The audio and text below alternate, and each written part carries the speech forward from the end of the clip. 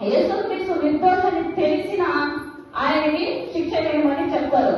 అక్కడి నుంచి యేసు ప్రభుని సిలువ వేసుకొని కలవరిగిరికి వెళ్లే సమయంలో ఆ సమయంలో వెళ్లే మార్గాన్ని 14 స్థానాలలో ప్రార్థనా స్థానాలుగా గుర్తించారు. ఆ 14 స్థానాలు ఏంటంటే, మొదటిది యేసుక్రీస్తు ప్రభువు ఎత్తుకున్న స్థలం, అంటే ఆయన సిలువ ఎత్తుకున్న స్థలం. తర్వాత మొదటిసారి సిలువని వేసిన స్థలం, తల్లి వేదన పడిన స్థలం, ఒక భక్తురాలు తన వస్త్రంతో యేసు ప్రభువుని మొహం అద్దిన స్థలం, ఆయన మోయలేక సిలువని పడేసిన స్థలం, అలాగే మూడోసారి కూడా ఆయన మోయలేక పడేసిన స్థానం. తర్వాత ఆయన అంగీ మీద చిట్టీలేసిన స్థానం, తర్వాత ఆయన మేకలు కొట్టిన స్థానం, లాస్ట్గా ఆయన మరణం పొందిన స్థానం. అలా 14 స్థానాలుగా గుర్తించారు.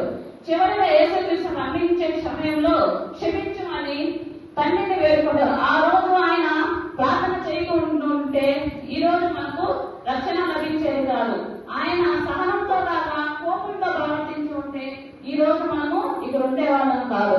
అందుచేతనే క్షమించు అని ఆయన తండ్రికి ప్రార్థన చేశారు. ఎవరైతే పాపము నిమిత్తం ఒప్పుకొని రక్షణ మార్గంలో నడుస్తారో వారికి రక్షణ లభిస్తుంది, వారికి క్షమాపణ వర్తిస్తుంది.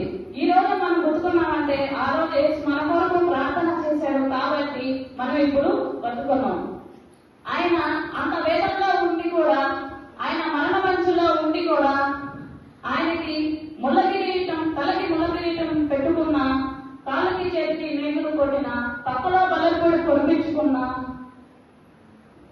కొరడా దెబ్బలు కలిగించుకున్న, ఇన్ని చేసి మరణంలో ఉన్నా కానీ ఇంకొకరైతే నన్ను క్షమించు, నన్ను కాపాడు అని అడుగుతారు. కానీ యేసుక్రీస్తు మాత్రం మన గురించి ఆలోచించి, మనం చేసిన పాపముల గురించి ఆలోచించి, ఆయన వస్త్రముల కోసం చీటీలేసిన, ఆయన మీద ఉమ్మేసిన, రాళ్ళు విసిరి కొట్టిన, ఎన్ని చేసిన ఆయన మన గురించి ఆలోచించి ఆయన శిలువలో మొట్టమొదటి మాటగా తండ్రి వీరేం చేస్తున్నారో వీరు ఎదురు కనుక వెళ్ళి క్షమించుము అని మొట్టమొదటి మాట యేసు ప్రభువుని ఏరుకుంటారు.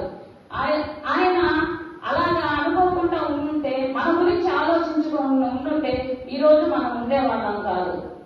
యేసు ప్రభువు శిలువలో 7 మాటలు పలికినప్పుడు ఉదయం 9 గంటల నుంచి 3 గంటల మధ్యలో 7 మాటలు పలికాడు. దాంట్లో మొదటి మాట ఉదయం 10 గంటల నుంచి 11 గంటల మధ్యలో పలికారు.